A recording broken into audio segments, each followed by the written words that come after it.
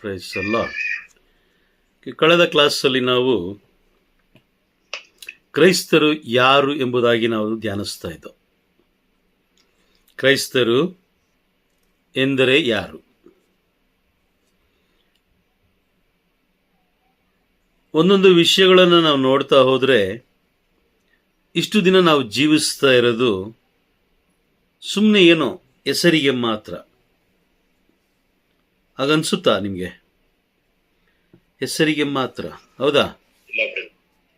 Price the Lord. ಹೆಸರಿಗೆ ಮಾತ್ರ ನಾವು ಜೀವಿಸ್ತಾ ಇದ್ದೀವಿ ಕ್ರೈಸ್ತರಾಗಿ. ಏಕೆ ಅಂತ ಹೇಳಿದ್ರೆ ನಾವು ಪ್ರತಿ ಬಾರಿ ಹೇಳ್ತೀವಿ ನಮಗೆ ವಿಶ್ವಾಸ ಇದೆ, ಪ್ರಭು ಯೇಸು ಕ್ರಿಸ್ತರ ಮೇಲೆ ನಮಗೆ ವಿಶ್ವಾಸ ಇದೆ ಅಂತ ನಾವು ಹೇಳ್ತೀವಿ. ಆದರೆ ವಾಕ್ಯ ಹೇಳುತ್ತೆ, ಸತ್ಕ್ರಿಯೆಗಳಿಲ್ಲದ ವಿಶ್ವಾಸ ಸತ್ತ ವಿಶ್ವಾಸ. ಅದರಂತೆ ನಾವು ಜೀವಿಸ್ತಾ ಇಲ್ಲ. ವಿಶ್ವಾಸಕ್ಕೆ ತಕ್ಕಂತೆ ಸತ್ಕ್ರಿಯೆಗಳು ನಮ್ಮಲ್ಲಿಲ್ಲ. Praise the Lord. ಸತ್ಕ್ರಿಯೆಗಳು ನಮ್ಮಲ್ಲಿ ಇಲ್ಲ. ಧರ್ಮಶಾಸ್ತ್ರವನ್ನು ನಾವು ಓದ್ತೀವಿ, ಅಂದರೆ ಬೈಬಲ್ನ ನಾವು ಓದ್ತೀವಿ ಅಂತ ನಾವು ಹೇಳ್ತೀವಿ. ಬಟ್ ಅದರಲ್ಲಿರುವಂಥ ಒಂದು ಸತ್ಯವನ್ನ, ಒಂದು ಗೂಢಾರ್ಥವನ್ನ ನಾವೇನು ಮಾಡಲ್ಲ, ತಿಳ್ಕೊಳ್ತಾ ಇಲ್ಲ. Praise the Lord. ನಿಜನಾ? ಅದಕ್ಕೆ ವಿರುದ್ಧವಾಗಿಯೇ ನಾವಿದ್ದೀವಿ.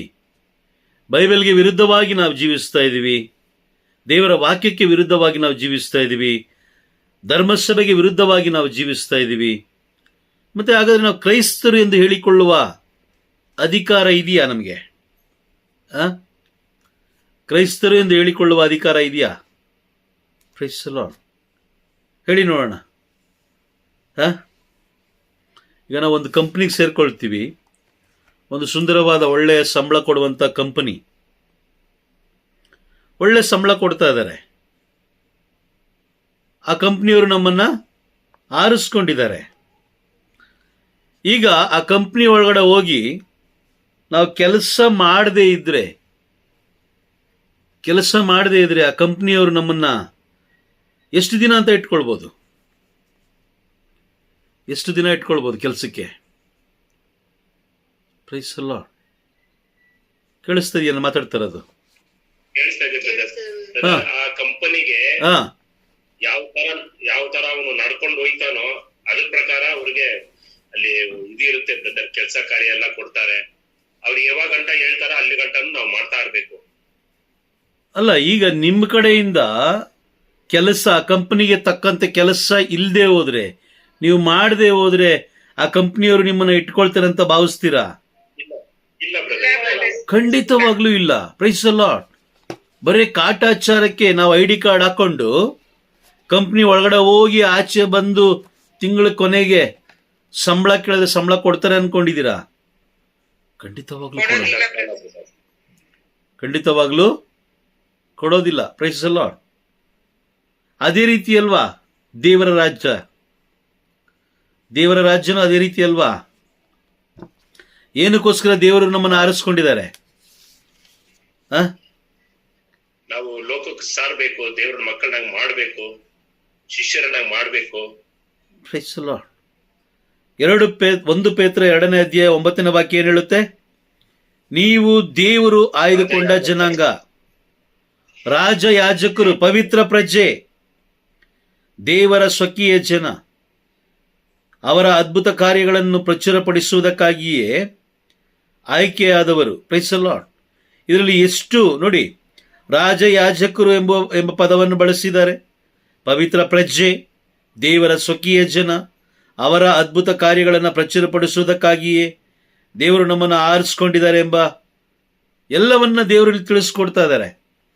ಆದರೆ ನಾವು ಯಾವ್ದಾದ್ರು ಮಾಡಿದೀವಾ? ಇವತ್ತಿನವರೆಗೂ ಮಾಡಿದೀವಾ ಅಥವಾ ಮಾಡ್ತಾ ಇದ್ದೀವಾ? ನಾವು ರಾಜ ಯಾಜಕರಾಗಿದ್ದೀವ? ನಾವು ಬೇಡ, ಪವಿತ್ರ ಪ್ರಜೆಯಾಗಿ ನಾವು ಇದ್ದೀವಾ? ಇದೀವ? ಹೇಳಿ ನೋಡೋಣ. Praise the Lord. ಇಲ್ಲಲ್ಲ. ಹೌದಾ? ಮತ್ತೆ ದೇವರ ಆಶೀರ್ವಾದ ಬಾ ಅಂದ್ರೆ ಹೇಗ್ ಬರುತ್ತೆ? ದೇವರ ಆಶೀರ್ವಾದ ಬೇಕು ನನಗೆ, ನನ್ನ ಕುಟುಂಬ ಚೆನ್ನಾಗಿರಬೇಕು, ನನ್ನ ಮಕ್ಕಳು ಚೆನ್ನಾಗಿರಬೇಕು, ಸಾಧ್ಯ? ಹೇಗೆ ಸಾಧ್ಯ? ಸಾಧ್ಯ ಇದೆಯಾ? Praise the Lord. ಸಾಧ್ಯ ಇಲ್ಲ ಅಲ್ವಾ? ನೋಡಿ, ಧರ್ಮೋಪದೇಶ ಕಾಂಡ 28ನೇ ಅಧ್ಯಾಯ ವಾಕ್ಯ 1 ನಾವು ಓದೋಣ. ಧರ್ಮೋಪದೇಶ ಕಾಂಡ 28ನೇ ಅಧ್ಯಾಯ ವಾಕ್ಯ 1. ನೀವು ನಿಮ್ಮ ದೇವರಾದ ಸರ್ವೇಶ್ವರನ ಮಾತನ್ನು ಶ್ರದ್ಧೆಯಿಂದ ಕೇಳಿ, ನಾನು ಈಗ ನಿಮಗೆ ಬೋಧಿಸುವ ಅವರ ಆಜ್ಞೆಗಳನ್ನೆಲ್ಲ ಅನುಸರಿಸಿ ನಡೆದರೆ ಅವರು ಜಗದ ಎಲ್ಲ ಜನಾಂಗಗಳಿಗಿಂತ ನಿಮ್ಮನ್ನು ಉನ್ನತ ಸ್ಥಿತಿಗೆ ತರುವರು. Praise the Lord. ಇಲ್ಲಿ ವಾಕ್ಯ ಸ್ಪಷ್ಟವಾಗಿ ಹೇಳ್ತಾ ಇದೆ, ನೀವು ನಿಮ್ಮ ದೇವರಾದ ಸರ್ವೇಶ್ವರನ ಮಾತನ್ನು ಶ್ರದ್ಧೆಯಿಂದ ಕೇಳಿ, ನಾನು ಈಗ ನಿಮಗೆ ಬೋಧಿಸುವ ಅವರ ಆಜ್ಞೆಗಳನ್ನೆಲ್ಲ ಅನುಸರಿಸಿ ನಡೆದರೆ ಅವರು ಜಗದ ಎಲ್ಲ ಜನಾಂಗಗಳಿಗಿಂತ ನಿಮ್ಮನ್ನು ಉನ್ನತ ಸ್ಥಿತಿಗೆ ತರುವರು. Praise the Lord. ಓಕೆ, ಅದೇ 15ನೇ ವಾಕ್ಯವನ್ನು ಓದೋಣ. 15ನೇ ವಾಕ್ಯ. ಆದರೆ ನೀವು ನಿಮ್ಮ ದೇವರಾದ ಸರ್ವೇಶ್ವರನ ಮಾತಿಗೆ ಕಿವಿಗೊಡದೆ, ನಾನು ಈಗ ನಿಮಗೆ ಬೋಧಿಸುವ ಅವರ ಆಜ್ಞಾವಿಧಿಗಳನ್ನು ಅನುಸರಿಸದೆ ಹೋದರೆ ಈ ಕೆಳಕಂಡ ಅಶುಭಗಳು ನಿಮಗೆ ಪ್ರಾಪ್ತವಾಗುವು. Price the lord. 2 ವಾಕ್ಯಗಳನ್ನು ಅಲ್ಲೇ ಬರೆದಿದ್ದಾರೆ, ಹೌದಾ? ನಿಜನಾ? 2 ಬರೆದಿದ್ದಾರೆ. ಏನಂತ ಬರೆದಿದ್ದಾರೆ? ನೀನು ಈ ರೀತಿ ಮಾಡಿದ್ರೆ ಈ ರೀತಿ ಇದೆಯಾ? ಇದೆ. Praise the Lord. ನೀನು ದೇವರ ಮಾತನ್ನ ಕೇಳಿದ್ರೆ ಏನಾಗುತ್ತೆ, ದೇವರ ಮಾತನ್ನ ಕೇಳದೆ ಹೋದ್ರೆ ಏನಾಗುತ್ತೆ, ಎಲ್ಲವನ್ನ ಇಲ್ಲಿ ಒಂದು ಮೊದಲನೆಯ ಪದವನ್ನ, ಮೊದಲನೇ ವಾಕ್ಯ ನೋಡಿ, ನೀವು ನಿಮ್ಮ ದೇವರಾದ ಸರ್ವೇಶ್ವರ. ನೀವು ನಿಮ್ಮ ದೇವರಾದ ಸರ್ವೇಶ್ವರನ ಮಾತನ್ನು ಶ್ರದ್ಧೆಯಿಂದ ಕೇಳಿ. ಹಾಗಾದ್ರೆ ನಿಮ್ಮ ದೇವರು ಯಾರು? ಈಗ ನಿಮ್ಮ ದೇವರು ಯಾರು? ಸರ್ವೇಶ್ವರ ಸ್ವಾಮಿನ? ನಿಜನಾ? ಎಷ್ಟು ದೇವರುಗಳು ಬೇಕು ಈಗ ನಿಮ್ಗೆ? ಎಷ್ಟು ದೇವರುಗಳು ಬೇಕು ನಿಮ್ಗೆ? ಇದಾರ? ಇಲ್ಲ? ಕುಟುಂಬಕ್ಕೆ ಒಂದೊಂದು ಅಲ್ವಾ? ಕ್ರೈಸ್ತರು ಇಟ್ಕೊಂಡಿರೋದೇನು? ಕುಟುಂಬಕ್ಕೆ ಒಂದೊಂದು ದೇವರು. ಕೆಲವು ಜನ ಹೇಳ್ತಾರೆ ಸಂತ ಅಂತೋಣಿಯವರೇ ನಮ್ಮ ದೇವರು, ಕೆಲವು ಜನ ಹೇಳ್ತಾರೆ ಮಾತೆ ಮರಿಯಮ್ಮನವರೇ ನಮ್ಮ ದೇವರು. ತುಂಬಾ ಜನ ಹೇಳಿದ್ದಾರೆ, ನನಗೆ ತುಂಬಾ ಜನ ಹೇಳಿದ್ದಾರೆ. Praise the Lord. ಮೊದಲನೆಯ ವಾಕ್ಯದಲ್ಲಿ ನಾವು ಮುಗ್ಗರಿಸಿ ಬೀಳ್ತಾ ಇದೀವಿ, ಹೌದಾ? ನೀವು ನಿಮ್ಮ ದೇವರಾದ ಸರ್ವೇಶ್ವರನ ಮಾತನ್ನು ಕೇಳಿದರೆ. ವಾಕ್ಯ ಇದೆಯಾ? ಮತ್ತೆ ನಮ್ಮ ಕುಟುಂಬಕ್ಕೆ ಆಶೀರ್ವಾದ ಇಲ್ಲ. ನನ್ನ ಮಕ್ಕಳು ದಾರಿ ತಪ್ಪಿ ಹೋಗ್ತಾ ಇದ್ದಾರೆ, ನನ್ನ ಮಕ್ಕಳು ಜ್ಞಾನಹೀನವಾಗಿ ಅಳೆದು ಹೋಗ್ತಾ ಇದ್ದಾರೆ. Praise the Lord. ನಿಜನಾ? ಪ್ರತಿಯೊಬ್ಬೊಬ್ಬ ಸಂತರ ಜೀವನವನ್ನ ಧ್ಯಾನಿಸ್ಬೇಕು ನಾವು. ಪ್ರತಿಯೊಬ್ಬೊಬ್ಬ ಸಂತರ ಜೀವನವನ್ನು ನಾವು ಧ್ಯಾನಿಸ್ಬೇಕು, ಆಲಿಸ್ಬೇಕು. ಅವ್ರು ಹೇಗೆ ಜೀವಿಸಿದ್ರು ಎಂಬುದನ್ನು ನಾವು ಅರಿತುಕೊಂಡು ಅದರಂತೆ ಜೀವಿಸಬೇಕೇ ಹೊರತು ಅವರನ್ನೇ ದೇವರೆಂದು ನಾವು ಆರಿಸಿಕೊಳ್ಳಬಾರದು. ಅವರನ್ನ ದೇವರೆಂದು ಆರಿಸಿಕೊಳ್ಳಬಾರದು. ಧರ್ಮಸಭೆನೂ ಅದೇ ಹೇಳ್ತಾರದು, ನಮ್ಮ ಧರ್ಮಸಭೆನೂ ಅದೇ ಹೇಳ್ತಾ ಇದೆ. ಬಟ್ ನಾವೇನ್ ಮಾಡ್ತಾ ಇದ್ದೀವಿ? ಧರ್ಮಸಭೆಯ ಮಾತನ್ನು ಕೇಳ್ತಾ ಇಲ್ಲ,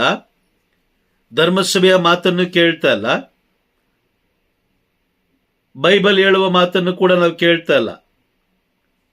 ಏಕೆ ಅಂತ ಹೇಳಿದ್ರೆ ನಮ್ಮಲ್ಲಿರುವಂತಹ ಬಲಹೀನತೆ. ಕ್ರೈಸ್ತರು ಎಂಬ ಹೆಸರಿಟ್ಕೊಂಡು ಜೀವಿಸ್ತಾ ಇದ್ದೀವಿ ಹೊರತು, ಆದರೆ ನಿಜವಾಗ್ಲೂ ಕ್ರೈಸ್ತರು ನಾವಾಗ್ಲಿಕ್ಕೆ ಸಾಧ್ಯ ಇಲ್ಲ.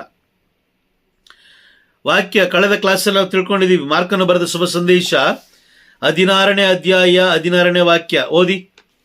ಮಾರ್ಕನು ಬರೆದ ಶುಭ ಸಂದೇಶ 16ನೇ ಅಧ್ಯಾಯ 16ನೇ ವಾಕ್ಯ. ವಿಶ್ವಾಸವಿಟ್ಟು ದೀಕ್ಷಾ ಸ್ನಾನ ಪಡೆಯುವವನು ಜೀವೋದ್ಧಾರ ಹೊಂದುವನು, ವಿಶ್ವಾಸಿಸದೆ ಇರುವವನು ಖಂಡನೆಗೆ ಗುರಿಯಾಗುವನು. ಯಾರ ಮೇಲೆ ವಿಶ್ವಾಸ ಇಡಬೇಕಂತೆ? ಪ್ರಭು ಯೇಸು ಕ್ರಿಸ್ತರ ಮೇಲೆ. ಪ್ರಭು ಯೇಸು ಕ್ರಿಸ್ತರ ಮೇಲೆ ಪ್ರಭು ಯೇಸು ಕ್ರಿಸ್ತರ ಮೇಲೆ ವಿಶ್ವಾಸ ಇಡಬೇಕು. ಎಷ್ಟು ಪರ್ಸೆಂಟ್ ಇಡಬೇಕು ವಿಶ್ವಾಸ? ಎಷ್ಟು ಪರ್ಸೆಂಟ್? 100% ಇಡಬೇಕು. 100ಕ್ಕೆ 100% ನಾವು ವಿಶ್ವಾಸ ಯಾರ ಮೇಲೆ ಇಡಬೇಕು? ಪ್ರಭು ಯೇಸು ಕ್ರಿಸ್ತರ ಮೇಲೆ. 1% ಕೂಡ ಆ ಕಡೆ ಈ ಕಡೆ ಆಗ್ಬಾರ್ದು.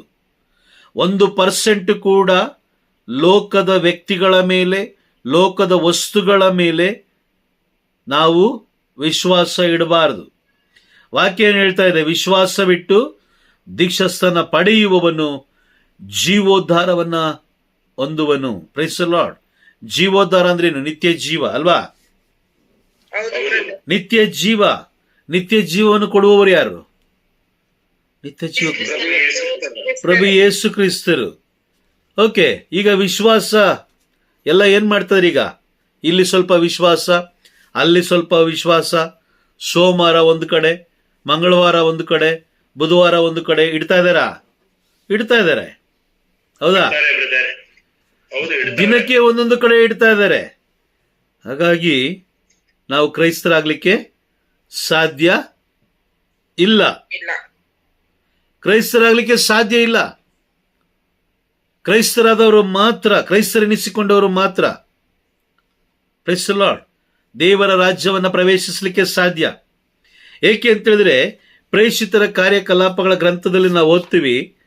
ಪ್ರೇಷಿತರ ಕಾರ್ಯಕಲಾಪಗಳ ಗ್ರಂಥದಲ್ಲಿ ನಾವು ಓದ್ತೀವಿ, ಕ್ರೈಸ್ತರು ಎಂಬ ಪದ ಯಾವಾಗ ಬಂದಿದ್ದು? ಕ್ರಿಸ್ತನನ್ನ ಹಿಂಬಾಲಿಸಿದಾಗ. ವಾಕ್ಯ ಓದೋಣ. ಪ್ರೇಷಿತರ ಕಾರ್ಯಕಲಾಪಗಳ ಗ್ರಂಥ 11ನೇ ಅಧ್ಯಾಯ ವಾಕ್ಯ 26. Praise the Lord. ಅವನನ್ನು ಅಲ್ಲಿ ಕಂಡು ಅಂತಿಯೋಕ್ಯಕ್ಕೆ ಕರೆದುಕೊಂಡು ಬಂದನು. ಅವರಿಬ್ಬರು ಬಂದು ವರ್ಷವಿಡೀ ಧರ್ಮಸಭೆಯೊಂದಿಗೆ ಇದ್ದು ಬಹು ಜನರಿಗೆ ಉಪದೇಶ ಮಾಡಿದ್ದರು. ಭಕ್ತಾದಿಗಳನ್ನು ಮೊದಲ ಬಾರಿಗೆ ಕ್ರೈಸ್ತರು ಎಂದು ಕರೆದದ್ದು ಅಂತಿಯೋಕ್ಯದಲ್ಲೇ.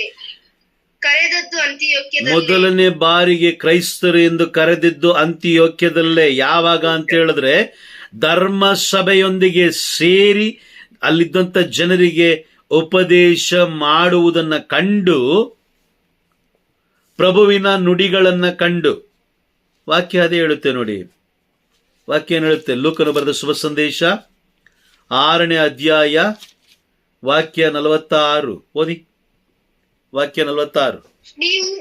ನೀವು ನನ್ನನ್ನು ಸ್ವಾಮಿ ಸ್ವಾಮಿ ಎಂದು ಕರೆಯುತ್ತೀರಿ, ಆದರೆ ನನ್ನ ಮಾತಿನಂತೆ ನಡೆಯುವುದಿಲ್ಲವೇಕೆ? ನಿಜ ಅಲ್ವಾ?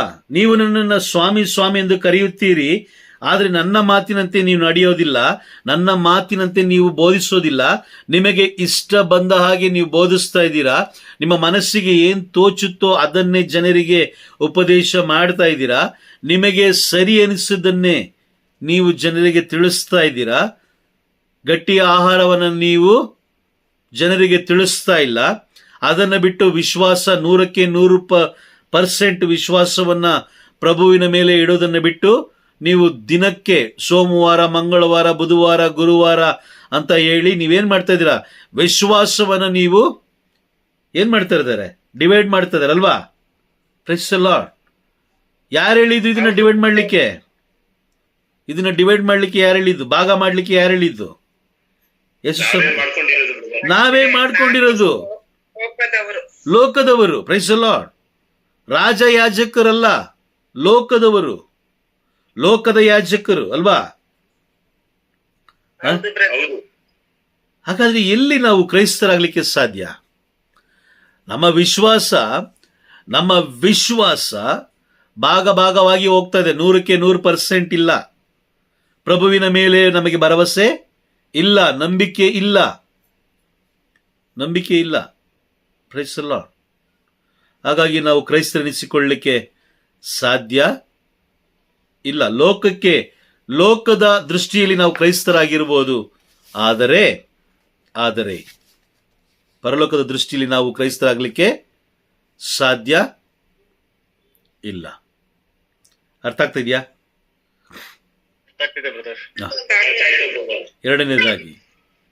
ಎರಡನೇದಾಗಿ ನಾವು ಪ್ರಭುವಿಗೆ ಶರಣರಾದರೆ ಮಾತ್ರ ಪ್ರಭುವಿಗೆ ಶರಣರಾದರೆ ಮಾತ್ರ ನಾವು ಕ್ರೈಸ್ತರಾಗಲಿಕ್ಕೆ ಸಾಧ್ಯ. ಪ್ರಭುವಿಗೆ ಶರಣರಾಗದೆ ಲೋಕದವರಿಗೆ, ಲೋಕದ ವಸ್ತುಗಳಿಗೆ, ಲೋಕದ ಆಚಾರ ವಿಚಾರಗಳಿಗೆ ನಾವು ಶರಣರಾಗಿದ್ದೇ ಆದರೆ ನಾವು ಕ್ರೈಸ್ತರಾಗಲಿಕ್ಕೆ ಸಾಧ್ಯವಿಲ್ಲ. ವಾಕ್ಯ ಓದೋಣ. ಯೋಹಾನನು ಬರೆದ ಶುಭ ಸಂದೇಶ 8ನೇ ಅಧ್ಯಾಯ ವಾಕ್ಯ 31. ಯೋಹಾನ 8:31.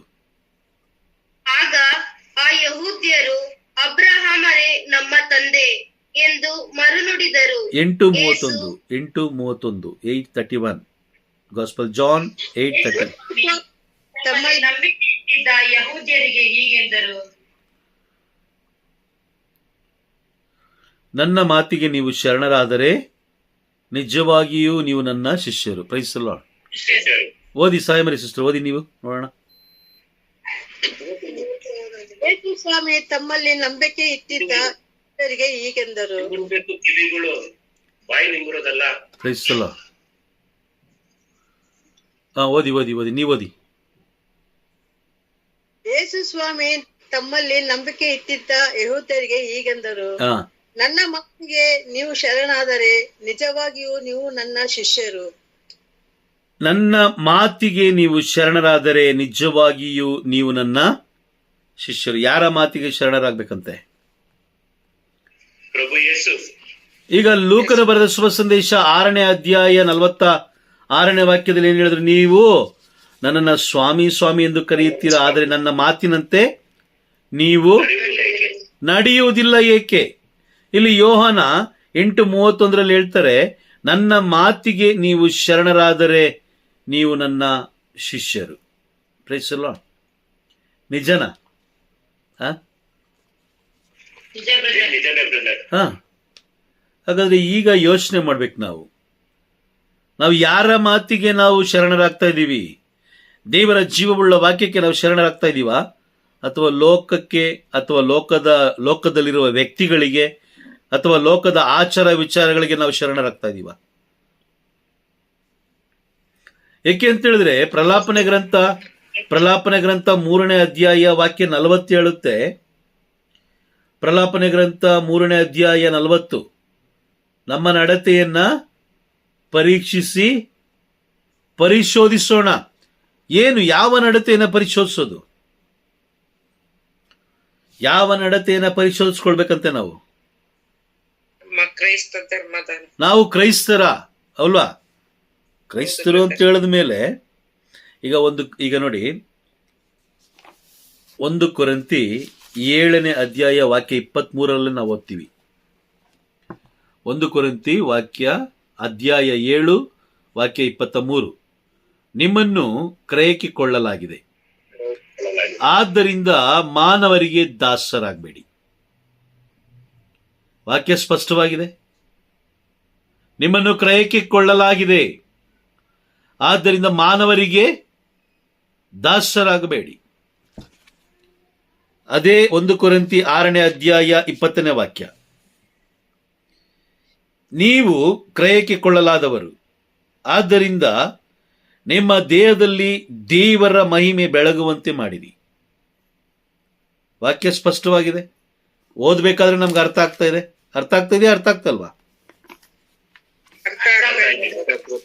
ದೇವರು ನಿಮ್ಮನ್ನು ಕ್ರಯಕ್ಕೆ, ದೇವರು ನನ್ನನ್ನು, ಈ ಲೋಕದಲ್ಲಿರುವ ಪ್ರತಿಯೊಬ್ಬೊಬ್ಬರನ್ನ ಕ್ರಯಕ್ಕೆ ಕೊಂಡುಕೊಂಡು ಅವರ ಮಹಿಮೆ ನಮ್ಮ ದೇಹದಲ್ಲಿ ಏನ್ ಮಾಡುವಂತೆ? ಬೆಳಗಿಸುವುದಕ್ಕಾಗಿ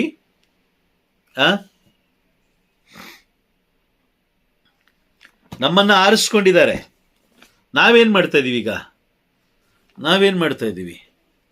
ಪ್ರೈಸ್ ದಿ ಲಾರ್ಡ್.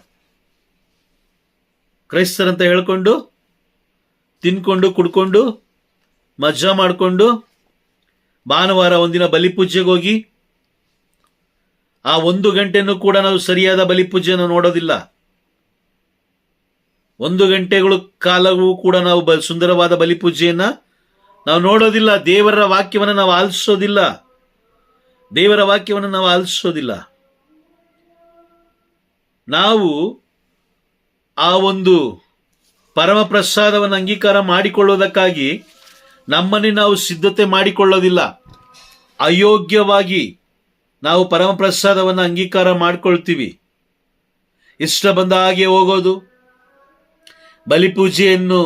ಬಲಿಪೂಜೆಯಲ್ಲಿ ಪಾಲ್ಗೊಳ್ಳೋದು, ನಮ್ಮ ನಡತೆ, ನಾವು ಹಾಕಿಕೊಳ್ಳುವ ಬಟ್ಟೆಗಳು, ಇದೆಲ್ಲ ತುಂಬ ಮುಖ್ಯ. ದೇವರನ್ನ ಆರಾಧಿಸಬೇಕಾದ್ರೆ ನಾವು ಸೆರಾಫಿ ದೇವದೂತರುಗಳಂತೆ ನಾವು ಆರಾಧಿಸ್ಬೇಕಂತೆ. ಯೆಶಾಯ ಪ್ರವಾದಿಯ ಗ್ರಂಥದಲ್ಲಿ ನಾವು ಓದ್ತೀವಿ, ಯೆಶಾಯ ಪ್ರವಾದಿಯ ಗ್ರಂಥ 6ನೇ ಅಧ್ಯಾಯದಲ್ಲಿ ನಾವು ಓದ್ತೀವಿ, ದೇವದೂತರುಗಳು ಯಾವ ರೀತಿ ದೇವರನ್ನ ಆರಾಧಿಸ್ತಾ ಇದ್ರು ಎಂಬುದಾಗಿ. Price the lord. 6ನೇ ಅಧ್ಯಾಯ, ಯೆಶಾಯ ಪ್ರವಾದಿಯ ಗ್ರಂಥ 6ನೇ ಅಧ್ಯಾಯ ವಾಕ್ಯ 1-2 ನಾವು ಓದಬೇಕಾದ್ರೆ ಅಲ್ಲಿ ಸ್ಪಷ್ಟವಾಗಿ ಹೇಳುತ್ತೆ ಎಷ್ಟು ಪರಿಶುದ್ಧತೆಯಿಂದ ದೇವರನ್ನ ಆರಾಧಿಸ್ತಾ ಇದ್ರು ಎಂಬುದಾಗಿ. ಏಕೆಂದರೆ ನಮ್ಮ ದೇವರು ಪರಿಶುದ್ಧರು. 1 ಪೇತ್ರದಲ್ಲಿ ನಾವು ಓದ್ತೀವಿ, 1 ಪೇತ್ರ ವಾಕ್ಯ ಬರ್ಕೊಳ್ತಾ ಹೋಗಿ. 1 ಪೇತ್ರದಲ್ಲಿ ವಾಕ್ಯ ಹೇಳುತ್ತೆ, ದೇವರು ಪರಿಶುದ್ಧರು, ನಿಮ್ಮನ್ನು ಕರೆದ ದೇವರು ಪರಿಶುದ್ಧರು. ವಾಕ್ಯ ನೋಡಿ, 1 ಪೇತ್ರ 1ನೇ ಅಧ್ಯಾಯ 14ನೇ ವಾಕ್ಯ ಓದೋಣ. ವಿಧೇಯರಾದ ಮಕ್ಕಳಂತೆ ನಡೆದುಕೊಳ್ಳಿ. ನೀವು ಅಜ್ಞಾನಿಗಳಾಗಿದ್ದಾಗ ದುರಿಚ್ಛೆಗಳಿಗೆ ಈಡಾಗಿದ್ದೀರಿ. ಈಗ ಅವುಗಳಿಗೆ ಎಡೆ ಕೊಡಬೇಡಿ. ಅದಕ್ಕೆ ಬದಲು ನಿಮ್ಮನ್ನು ಕರೆದ ದೇವರು ಪವಿತ್ರರಾಗಿರುವಂತೆ ನೀವು ನಿಮ್ಮ ನಡೆ ನುಡಿಯಲ್ಲಿ ಪವಿತ್ರರಾಗಿರಿ. ಏಕೆಂದರೆ ನಾನು ಪವಿತ್ರನಾಗಿರುವುದರಿಂದ ನೀವು ಪವಿತ್ರರಾಗಿರಿ ಎಂದು ಲಿಖಿತವಾಗಿದೆ. ವಿಧೇಯರಾದ ಮಕ್ಕಳಂತೆ ನಡೆದುಕೊಳ್ಳಿ. ನೀವು ಅಜ್ಞಾನಿಗಳಾಗಿದ್ದಾಗ ದುರುಚಿಗಳಿಗೆ ಈಡಾಗಿದ್ದೀರಿ. Praise the Lord. 1 ಕೊರಿಂಥಿ 7ನೇ ಅಧ್ಯಾಯ ವಾಕ್ಯ 24. ಆ ವಾಕ್ಯ ಏನು ಹೇಳುತ್ತೆ? ಪ್ರಿಯ ಸಹೋದರರೇ, ದೇವರು ನಿಮ್ಮನ್ನು ಕರೆದಾಗ ಒಬ್ಬನು ಯಾವ ಸ್ಥಿತಿಯಲ್ಲಿ ಇದ್ದನೋ ಅದೇ ಸ್ಥಿತಿಯಲ್ಲಿ ದೇವರೊಂದಿಗೆ ಮುನ್ನಡೆಯಲಿ. ದೇವರು ನಮ್ಮನ್ನು ಕರೆದಾಗ ನಾವು ಯಾವ ಸ್ಥಿತಿಯಲ್ಲಿ ಇದ್ದೋ ನಮಗೆ ಗೊತ್ತಿಲ್ಲ. ಗೊತ್ತಿದೆಯಾ? ಎಷ್ಟು ಜನ ಮದ್ಯ ವ್ಯಸನಿಗಳಾಗಿದ್ರು, ಎಷ್ಟು ಜನ ಲೋಕದ ಆಚಾರ ವಿಚಾರಗಳಲ್ಲಿದ್ರು, ಎಷ್ಟು ಜನ ಪಾಪದಲ್ಲಿದ್ರು, ಎಷ್ಟು ಜನ ಬೇರೆ ಬೇರೆ ಕಾರ್ಯಗಳಲ್ಲಿ, ದುಷ್ಟ ಕಾರ್ಯಗಳಲ್ಲಿದ್ರು, ಶರೀರದ ದುರುಚ್ಛೆಗಳಿಗೆ ಒಳಗಾಗಿದ್ರು, ಅಜ್ಞಾನಿಗಳಾಗಿದ್ರು. ಯಾರು ಏನು ಹೇಳಿದ್ರು ಕೇಳ್ತಾ ಇರಲಿಲ್ಲ. ಯಾರು ಏನು ಹೇಳಿದ್ರು ಕೇಳ್ತಾ ಇರಲಿಲ್ಲ. Praise the Lord. ಆದರೆ ಈಗ ನಮ್ಮ ಕೈಯಲ್ಲಿ ಬೈಬಲ್ ಇದೆ. ಇದೆಯಾ? ಕಿವಿಗೆ ಬಿದ್ದುದೆಲ್ಲವನ್ನ ಪರಿಶೋಧಿಸಿಕೊಳ್ಳುವ ಒಂದು ಅವಕಾಶ ಇದೆ ನಮಗೆ. ಇದೆಯಾ? ಕಿವಿಗೆ ಬಿದ್ದುದೆಲ್ಲವನ್ನ ನಂಬಬೇಕನ್ನೋ ಅವಶ್ಯಕತೆ ಇಲ್ಲ. ಎಲ್ಲವನ್ನ ಏನ್ ಮಾಡಬಹುದು? ಪರೀಕ್ಷಿಸಿ ನಮಗೆ ಬೇಕಾದುದನ್ನು ನಾವು ತೆಗೆದುಕೊಂಡು ಬೇರೆದಿರೋದನ್ನ ಬಿಡಬೇಕು ಅಲ್ವಾ? ಪರಲೋಕಕ್ಕೆ ಹೋಗುವಂತ ಮಾರ್ಗವನ್ನು ನಾವು ಸಿದ್ಧತೆ ಮಾಡ್ಕೊಳ್ಬೇಕು. ಅದನ್ನ ಬಿಟ್ಟು ನಾವು ಕಿವಿಗೆ ಬಿದ್ದುದೆಲ್ಲವನ್ನು ನಂಬ್ತಾ ಹೋದ್ರೆ ನಾವು ಎಲ್ಲೋಗ್ತೀವಿ? ಕ್ರಿಸ್ತ ಯೇಸುವಿಗೆ ಅವರು ನಮ್ಮನ್ನ ಕ್ರಯಕ್ಕೆ ಕೊಂಡುಕೊಂಡಿದ್ದಾರೆ. ಮತ್ತೆ ನಾವು ಎಲ್ಲೋಗಿ ದಾಸರಾಗ್ತೀವಿ? ಮಾನವನಿಗೆ ಮತ್ತೆ ಅಲ್ವಾ? ಲೋಕಕ್ಕೆ. Price the lord. ದಾಸರಂದ್ರೆ ಏನ್ ಗೊತ್ತಾ? ದಾಸರಂದ್ರೇನು?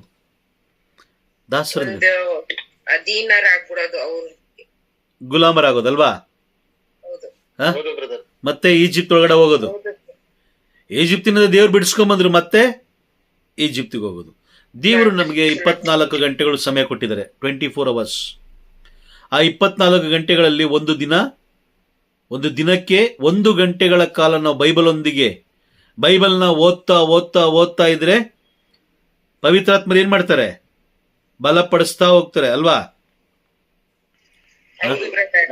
ಆದ್ರೆ ಯಾರನ್ನೇ ಕೇಳಿ ನಮಗೆ ಟೈಮ್ ಇಲ್ಲ. ನಮ್ಗೇನಿಲ್ಲ? ಟೈಮ್ ಇಲ್ಲ. ಯೂಟ್ಯೂಬಲ್ಲಿ ಬರ್ತಾ ಇದೆ, ಕೆಲವು ಸಂದೇಶಗಳು ಬರುತ್ತೆ, ಅದನ್ನ ನಾವು ನೋಡ್ತೀವಿ. ಯೂಟ್ಯೂಬಲ್ಲಿ ಕೆಲವು ಸಂದೇಶಗಳು ಬರುತ್ತೆ, ಅದನ್ನ ನಾವು ನೋಡ್ತೀವಿ. ಆ ಬ್ರದರ್ ಒಳ್ಳೆ ಸಂದೇಶ ಕೊಡ್ತಾರೆ, ಈ ಬ್ರದರ್ ಒಳ್ಳೆ ಸಂದೇಶ ಕೊಡ್ತಾರೆ, ಆ ಫಾದರ್ ಒಳ್ಳೆ ಸಂದೇಶ ಕೊಡ್ತಾರೆ, ಈ ಫಾದರ್ ಒಳ್ಳೆ ಸಂದೇಶ ಕೊಡ್ತಾರೆ. ಯಾರು ಗೊತ್ತು ಅವ್ರು ಕೊಡ್ತಾ ಇರುವ ಸಂದೇಶ ಪರಲೋಕದ ಅಥವಾ ಭೂಲೋಕದ ಅಂತ ಯಾರು ಗೊತ್ತು? ಯಾರಿಗಾದ್ರೂ ಗೊತ್ತಿದೆಯಾ? Praise the lord.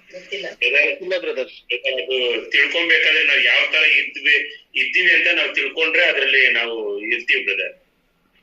ನಾವು ಲೋಕದಲ್ಲಿದ್ದೀವ, ಪ್ರಾರ್ಥನೆಯಲ್ಲಿದ್ದೀವ, ಪವಿತ್ರಾತ್ಮರ ಜೊತೆಲಿ ಇದೆ ಅಂತ ನಾವು ತಿಳ್ಕೊಬಹುದು. ಅದೇನಾದ್ರು ಸಂದೇಶ ಅನ್ನೋದು ಬಂದ್ರೆ ಆ ಬೋಧಕರು ಸತ್ಯ ಹೇಳ್ತಾ ಇದಾರ, ಸುಳ್ಳು ಹೇಳ್ತಾ ಇದಾರ, ಅದನ್ನ ನಾವೇನ್ ಮಾಡ್ಬೇಕು? ಮೊದಲು ಪರೀಕ್ಷಿಸಿಕೊಳ್ಳಬೇಕು. ಏನಕ್ಕೆ ಅಂತ ಹೇಳಿದ್ರೆ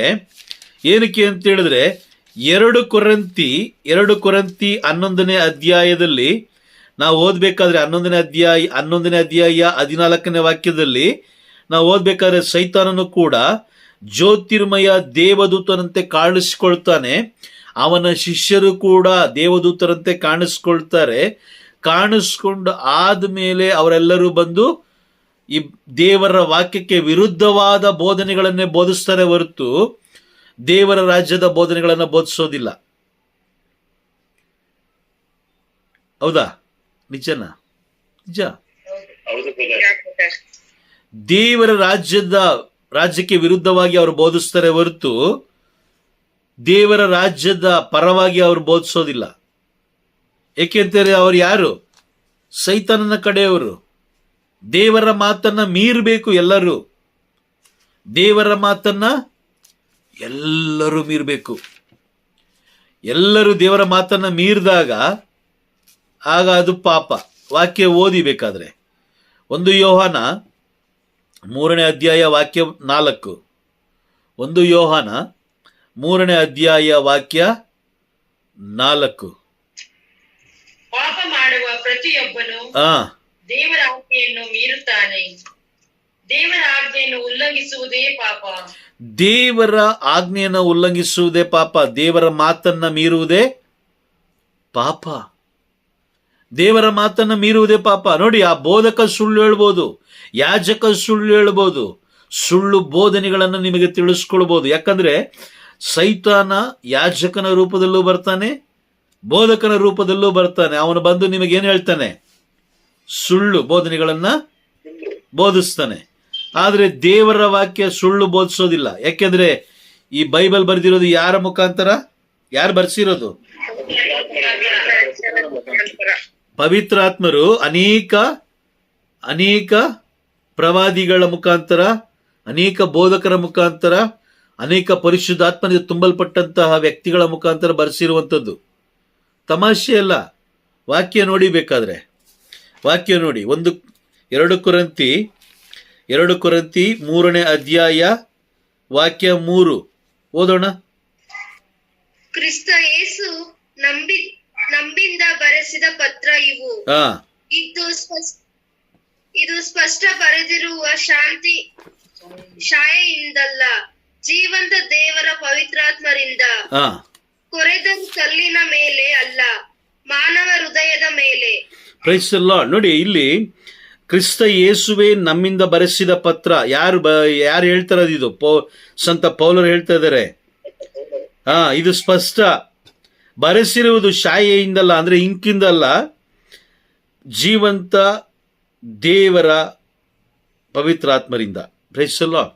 ಓಕೆ, ಇನ್ನೊಂದು ವಾಕ್ಯ ಓದೋಣ. ಜಕಾರಿಯ ಪ್ರವಾದಿಯ ಗ್ರಂಥ 7ನೇ ಅಧ್ಯಾಯ 12ನೇ ವಾಕ್ಯ. 7ನೇ ಅಧ್ಯಾಯ 12ನೇ ವಾಕ್ಯ. ಜಕಾರಿಯ 7ನೇ ಅಧ್ಯಾಯ 12ನೇ ವಾಕ್ಯ. ಧರ್ಮಶಾಸ್ತ್ರವನ್ನಾಗಲಿ ಪೂರ್ವಕಾಲದ ಪ್ರವಾದಿಗಳ ಮುಖಾಂತರ ಸೇನಾಧೀಶರ ಸರ್ವೇಶ್ವರರಾದ ನಾನು ತಿಳಿಸಿದ ನನ್ನ ಆತ್ಮ ಪ್ರೇರಿತ ಮಾತುಗಳನ್ನಾಗಲಿ ಕೇಳದೆ ಹೋದರು. ಹೀಗೆ ನನ್ನ ಕಡುಕೋಪಕ್ಕೆ ಗುರಿಯಾದರು. ಯಾರು? 11ನೇ ವಾಕ್ಯ ನೋಡಿ, ಯಾರು ಅಂತ ಹೇಳ್ತಾರೆ. 11ನೇ ವಾಕ್ಯ ಓದಿ. ನಿಮ್ಮ ಪೂರ್ವಜರು ಕಿವಿಗೊಡದೆ ಹೋದರು, ಹಠಮಾರಿಗಳಾದರು, ಮಂದಮತಿಗಳಾದರು, ಅವರ ಹೃದಯ ಗೋರ್ಕಲ್ಲಿ ಗೋರ್ಗಲಿನಂತೆ ಆಯಿತು. ನಿಮ್ಮ ಪೂರ್ವಜರು ಕಿವಿಗೊಡದೆ ಹೋದರು, ಹಠಮಾರಿಗಳಾದರು, ಮಂದಮತಿಗಳಾದರು, ಅವರ ಹೃದಯ ಗೋರ್ಗಲಿನಂತೆ ಆಯಿತು. ಯಾಕೆ ಕಾರಣ? ಅವರು ಧರ್ಮಶಾಸ್ತ್ರವನ್ನು ತಿರಸ್ಕಾರ ಮಾಡಿದ್ದು ಅಲ್ವಾ?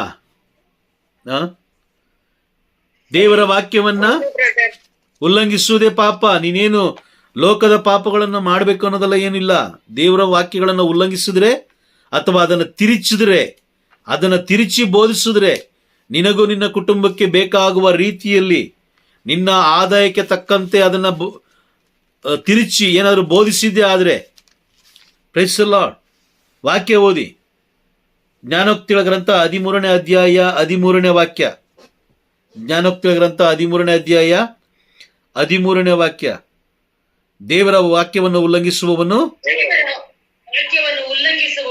ನಾಶವಾಗುವನು, ಆಜ್ಞೆಯನ್ನು ನಿಷ್ಠೆಯಿಂದ ಪಾಲಿಸುವವನು ಫಲ ಪಡೆಯುವನು.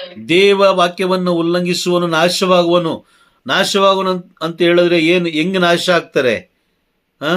ತುಂಬಾ ಜನ ಹೇಳ್ತಾರೆ, ಅಯ್ಯೋ ಸುಮ್ನೆ ರೀ ಬ್ರದರ್ ನೀವು. ಅವ್ರು ಹೇಳ್ತಾರೆ, ನೀವು ಇದೇ ಹೇಳ್ತಾರೆ, ದೇವರ ವಾಕ್ಯನೇ ಹೇಳ್ಕೊಂಡಿರಿ. ಮನೆ ಕಟ್ಟೋರು ಕಟ್ತಾ ಇದ್ದಾರೆ, ಬಡ್ಡಿ ತಗೊಳ್ಳೋರು ತಗೊಳ್ತಾ ಇದ್ದಾರೆ,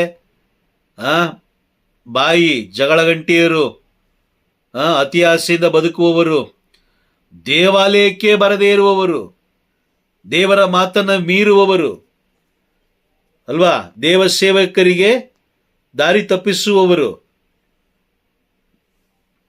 ಇವರೆಲ್ಲ ಚೆನ್ನಾಗಿದ್ದಾರೆ. ನಾವು ಯಾವಾಗ ನೋಡಿದ್ರು ಪ್ರಾರ್ಥನೆ ಪ್ರಾರ್ಥನೆ ಪ್ರಾರ್ಥನೆ ಅನ್ಕೊಂಡೇ ಇದ್ದೀವಿ. ದೇವರು ನಮ್ಮ ಪ್ರಾರ್ಥನೆಯನ್ನು ಯಾಕೆ ಕೇಳ್ತಾ ಇಲ್ಲ? ಎಲ್ಲ ಕೇಳ್ತಾರೆ. ಅದರಲ್ಲೂ ಕೂಡ ಒಂದು ತಪ್ಪು ಮಾಡ್ತೀವಿ ನಾವು. ಏನು ಗೊತ್ತಾ? ಯಾರೋ ಹೇಳಿದ್ರು ಅಂತ ಹೇಳಿ ನಿಜವಾದ ದೇವರ ಮೇಲೆ 100% ನಂಬಿಕೆ ವಿಶ್ವಾಸ ಇಡುವುದನ್ನು ಬಿಟ್ಟು ಬೇರೆಯವರ ಮೇಲೆ ನಾವು ವಿಶ್ವಾಸ ಇಡ್ತೀವಿ. ಆ ವಿಶ್ವಾಸ ನೆರವೇರೋದಿಲ್ಲ. ಆಗ ದೇವರನ್ನ ನಾವು ದೂಷಿಸ್ತೀವಿ. ಪ್ರಯತ್ನ ಮಾಡಿ ನೋಡಿ, ದೇವರ ವಾಕ್ಯವನ್ನ ಮುಂದಿಟ್ಟು ನೀವು ಪ್ರಾರ್ಥಿಸ್ರಿ. ದೇವರ ವಾಗ್ದಾನವನ್ನು ಇಟ್ಟು ನೀವು ಪ್ರಾರ್ಥಿಸ್ರಿ. ದೇವರ ವಾಗ್ದಾನವಿಟ್ಟು ನೀವು ಪ್ರಾರ್ಥಿಸುವಾಗ ಆ ಪ್ರಾರ್ಥನೆ ನೆರವೇರುತ್ತೆ.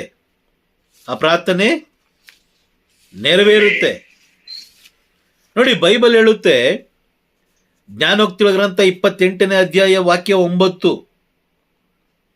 ಜ್ಞಾನೋಕ್ತಿಗಳ ಗ್ರಂಥ, book of proverbs chapter 28 versus 9. ಧರ್ಮಶಾಸ್ತ್ರಕ್ಕೆ ಕಿವಿ ಮುಚ್ಚಿಕೊಳ್ಳುವವನ ಪ್ರಾರ್ಥನೆ ದೇವರಿಂದ ತಿರಸ್ಕೃತವಾದ ಪ್ರಾರ್ಥನೆ. ನೋಡಿ, ಹಾಗಾದ್ರೆ ಇಷ್ಟು ವರ್ಷಗಳ ಕಾಲ ನೀವು ಮಾಡಿದ ಪ್ರಾರ್ಥನೆಗೆ ಪ್ರತಿಫಲ ಸಿಗ್ಲಿಲ್ಲ.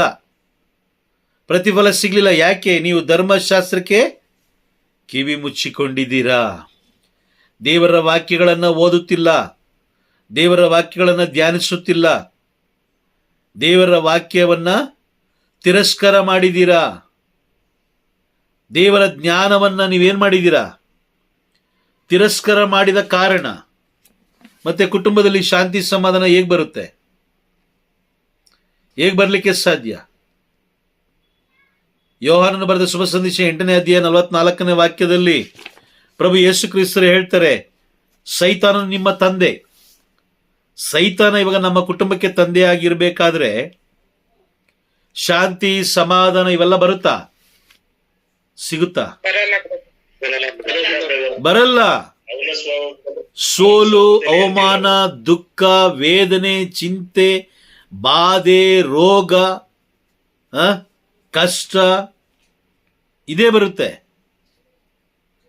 ಸೈತಾನನ ಬಾಯಿಂದ ನೀವು ಯಾವತ್ತಾದ್ರೂ ಸಮಾಧಾನದ 2 ನುಡಿಗಳನ್ನು ಕೇಳಿಸಿ ನೋಡೋಣ, ಅಥವಾ ಸೈತಾನನ ಮಕ್ಕಳಿಂದ ಒಂದು ಒಳ್ಳೆಯ ಕೆಲಸ ಮಾಡಿಸಿ ನೋಡೋಣ? ಸಾಧ್ಯವಿಲ್ಲ. ಅವರಿಗೆ ಕುಟುಂಬದಲ್ಲಿ ಆನಂದ ಇರಬಾರ್ದು, ಕುಟುಂಬದಲ್ಲಿ ಸಮಾಧಾನ ಇರಬಾರ್ದು. ಎಲ್ಲರೂ ಕಿತ್ತಾಡಬೇಕು, ಎಲ್ಲರೂ ಒಡೆದಾಡಬೇಕು, ಎಲ್ಲರೂ ಬಡದಾಡಬೇಕು, ಕಣ್ಣೀರಿಡಬೇಕು, ಗೋಳಾಡಬೇಕು, ಅವಮಾನ ಪಡಬೇಕು. ಇದು ಯಾರ ಕಾರ್ಯಗಳು? ಇವೆಲ್ಲ ಸೈತಾನದು ಅಲ್ವಾ? ಸೈತಾನದ್ದು. ಆದರೆ ಪವಿತ್ರಾತ್ಮರಿಗೆ ನಿಮ್ಮ ಕುಟುಂಬವನ್ನು ಕೊಟ್ಟಾಗ ಅವ್ರೇನ್ ಮಾಡ್ತಾರೆ? ಶಾಂತಿ,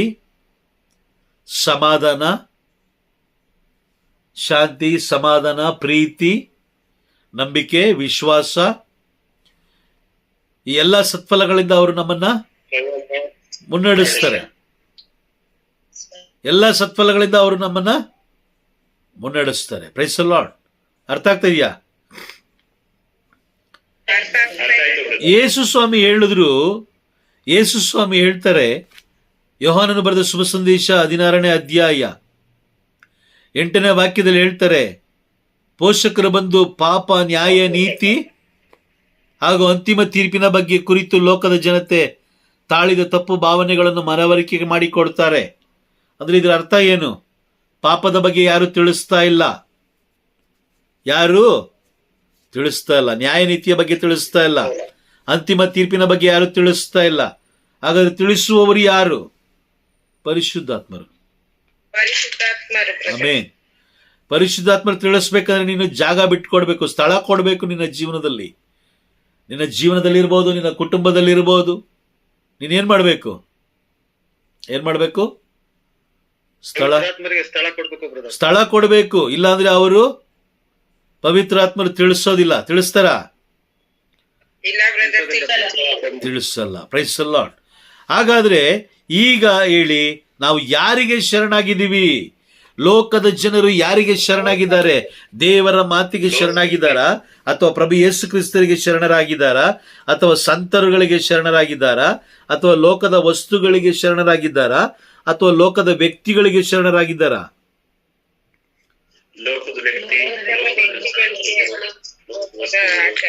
ಲೋಕದ ವ್ಯಕ್ತಿಗಳು, ಲೋಕದ ಆಚಾರ ವಿಚಾರಗಳು, ಲೋಕದ ವಸ್ತುಗಳಿಗೆ ಇವರೇನಾಗಿದ್ದಾರೆ?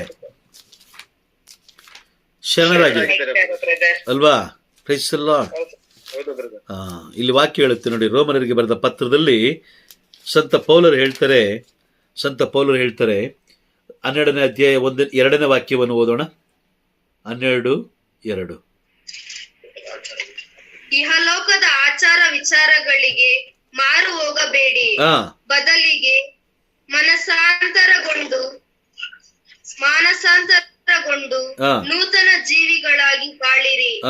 ಆಗ ನೀವು ದೇವರ ಚಿತ್ತಾನುಸಾರ ಯಾವುದು ಉತ್ತಮವಾದುದು, ಯಾವುದು ಉನ್ನತವಾದುದು, ಯಾವುದು ಉತ್ಕೃಷ್ಟವಾದುದು ಎಂಬುದನ್ನು ಅರಿತುಕೊಳ್ಳುವಿರಿ. ಯಾವುದು ಉತ್ಕೃಷ್ಟವಾದುದು, ಯಾವುದು ಉನ್ನತವಾದುದು, ದೇವರ ಚಿತ್ತಾನುಸಾರ ಯಾವುದು ಎಂಬುದು ತಿಳಿದುಕೊಳ್ಳಬೇಕಾದ್ರೆ ನಾವೇನ್ ಮಾಡ್ಬೇಕಂತೆ? ಮೊದಲು ಲೋಕದ ಆಚಾರ ವಿಚಾರಗಳಿಂದ ಬೇರ್ಪಡಬೇಕು. ಲೋಕದ ಆಚಾರ ವಿಚಾರಗಳನ್ನು ಬಿಟ್ಟು ಬರಬೇಕು. Praise the Lord. ಅರ್ಥ ಆಗ್ತಾ ಇದೆಯಾ?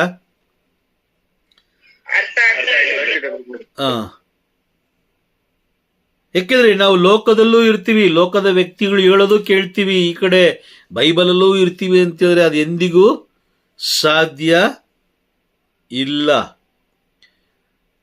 ನೀನು ಇದ್ರೆ ಬಿಸಿಯಾಗಿರ್ಬೇಕು, ಇಲ್ಲ ತಣ್ಣಗಿರ್ಬೇಕು. ಎರಡರ ಮಧ್ಯೆ ಇದ್ದೆ ಅಂತ ಹೇಳಿದ್ರೆ ಪ್ರಕಟಣೆ ಪುಸ್ತಕದಲ್ಲಿ ಹೇಳೋ ಪ್ರಕಾರ ನಿನ್ನನ್ನು ನಾನು ನನ್ನ ಬಾಯಿಂದ ಕಕ್ಕಿ ಬಿಡುತ್ತೇನೆ. ಹೇಳ್ತಾರ?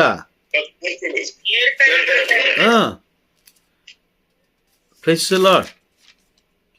ವಾಕ್ಯ ಇದೆ ನೋಡಿ, ಪ್ರಕಟಣೆ ಪುಸ್ತಕ 3ನೇ ಅಧ್ಯಾಯ ವಾಕ್ಯ 15-16 ಹೇಳ್ತಾರೆ, ನನ್ನ ಬಾಯಿಂದ ನಿನ್ನನ್ನು ಕಕ್ಕಿ ಬಿಡುತ್ತೇನೆ, ಯಾಕಂದ್ರೆ ನೀನು ಬಿಸಿಯಾಗೂ ಇಲ್ಲ ತಣ್ಣಗೂ ಇಲ್ಲ. ಈ ಕಡೆ ಲೋಕದಲ್ಲೂ ಇಲ್ಲ ನೀನು, ಈ ಕಡೆ ಪರಲೋಕದಲ್ಲೂ ಇಲ್ಲ. ಎರಡರ ಮಧ್ಯದಲ್ಲಿ ನೀನು ಇದ್ದೀಯಾ. ನಿನ್ನ ಇಷ್ಟ ಬಂದ ಹಾಗೆ ಜೀವಿಸ್ತಾ ಇದೀಯಾ, ಇಷ್ಟ ಬಂದ ಹಾಗೆ ತಿಂತಾ ಇದೀಯಾ, ಇಷ್ಟ ಬಂದ ಹಾಗೆ ಕುಡಿತಾ ಇದೀಯಾ, ಇಷ್ಟ ಬಂದ ಹಾಗೆ ಮಜಾ ಮಾಡ್ತಾ ಇದೀಯಾ. ನಿಮ್ಮ ಶರೀರದಲ್ಲಿ ದೇವರ ಮಹಿಮೆಯನ್ನು ನೀವು ಬೆಳಗ್ತಾ ಇಲ್ಲ. ವಾಕ್ಯ ಏನು ಹೇಳುತ್ತೆ? 1 ಕೊರಿಂಥಿ 6:20, ನಿಮ್ಮ ಶರೀರದಲ್ಲಿ ದೇವರ ಮಹಿಮೆ ಬೆಳಗುವುದಕ್ಕಾಗಿ ದೇವರು ನಮ್ಮನ್ನು ಇನ್ನೂ ಜೀವಂತವಾಗಿಟ್ಟಿದ್ದಾರೆ. ತಿಂದು ಕುಡಿದು ಧರ್ಮಶಾಸ್ತ್ರಕ್ಕೆ ವಿರುದ್ಧವಾಗಿ ಜೀವಿಸ್ಲಿಕ್ಕೆ ಅಲ್ಲ ದೇವರು ನಮ್ಮನ್ನು ಇಟ್ಟಿರೋದು. ದೇವರು ನಮ್ಮನ್ನು ಲೋಕಕ್ಕೆ ಬೆಳಕಾಗಿಟ್ಟಿದ್ದಾರೆ. Price the lord.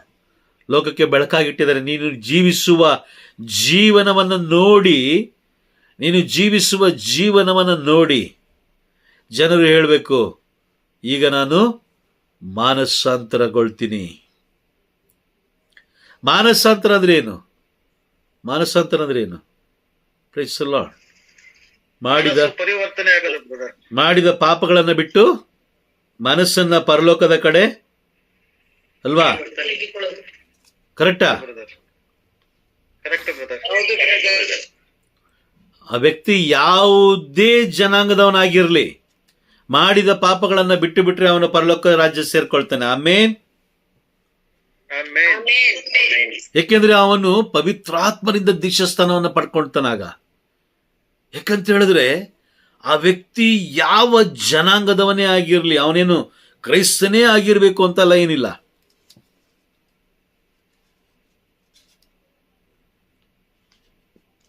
ಈಗ ದೇವರಿಗೆ ವಿರುದ್ಧವಾಗಿ ನಡೀತಾ ಇರೋದು ದೇವರನ್ನು ಅರಿತವರ, ದೇವರನ್ನು ಅರಿಯದವರ?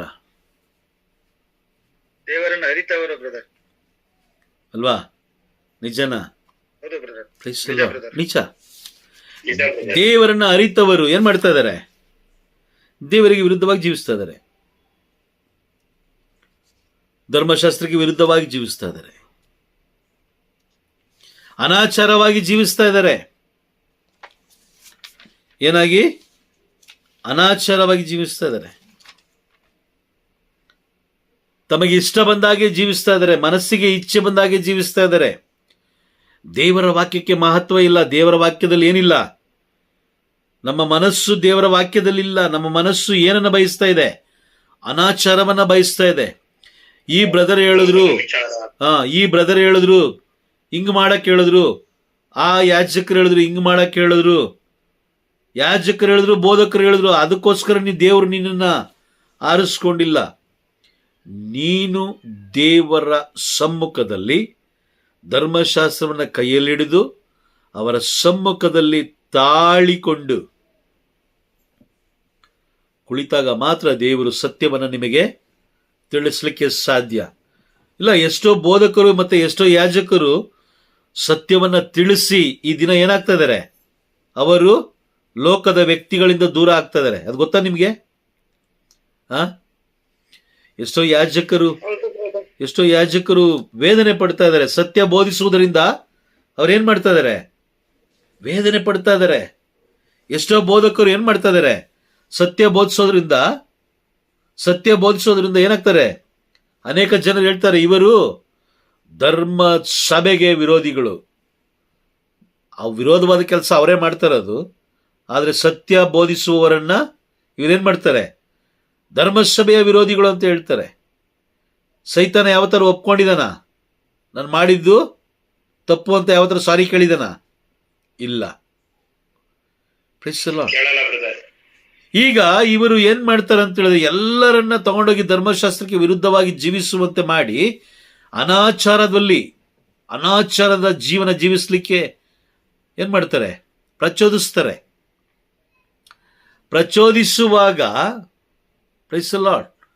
ಪ್ರಚೋದಿಸುವಾಗ ಅವರು ಕೆಲವು ಜನ ಏನ್ ಮಾಡ್ತಾರೆ? ಅರ್ಥಕೊಳ್ತಾರೆ, ಅಯ್ಯೋ ಯಾಕೋ ಸರ್ ಹೋಗ್ತಾ ಇಲ್ಲ, ನಾವೇನ್ ಮಾಡೋಣ? ನಾವು ದೇವರ ಬಳಿಗೆ ಓಡೋಗೋಣ. ಇನ್ನು ಕೆಲವರು ಏನ್ ಮಾಡ್ತಾರೆ? 100ಕ್ಕೆ 90% ಜನರು ಸುಳ್ಳು ಬೋಧನೆಗಳ ಮೇಲೆ ಬಹಳ ಏನ್ ಹೇಳ್ತಾರೆ? ತಮ್ಮ ಮನಸ್ಸನ್ನ ಕೇಂದ್ರೀಕೃತವಾಗಿರಿಸ್ಕೊಳ್ತಾರೆ ಸುಳ್ಳು ಬೋಧನೆಗಳ ಮೇಲೆ, ಅನಾಚಾರದ ಜೀವನದ ಮೇಲೆ.